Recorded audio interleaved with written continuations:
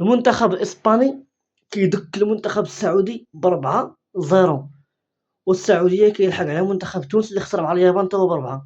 كان اليوم الماتش ما بين السعودية وإسبانيا في الجولة الثانية من المجموعة ديالهم، كيخسروا مع إسبانيا ب4-0، نتيجة للتاريخ.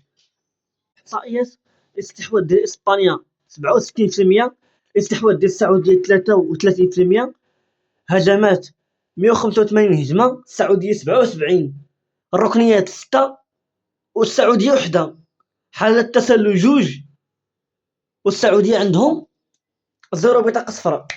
يعني حتى الإحصائيات المنتخب ديال إسبانيا ربحهم بالطول وبالعرض، ويجي عليها النتيجة 4-0. وهداك خونا جالس كيقول لك الدوسري: المنتخب السعودي هو الذي سينقذ العرب من قد راسه.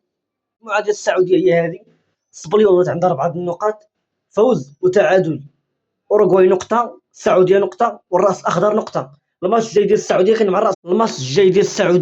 كاين مع الرأس الأخضر، والسبليون غتلاعب أوروغواي. يعني أوروغواي غتلعب اليوم مع الرأس الأخضر وغتربحها، غتولي عندها 4 النقاط مقدم مع سبليون، والرأس الأخضر غتلعب مع السعودية. يعني أوروغواي والسبليون غيلعبوها بيناتهم وغيعطيو التأهل لبناء بعضياتهم. يعني السعودية خاصها ضروري تضرب الرأس الأخضر بشي نتيجة كبيرة باش تأهل.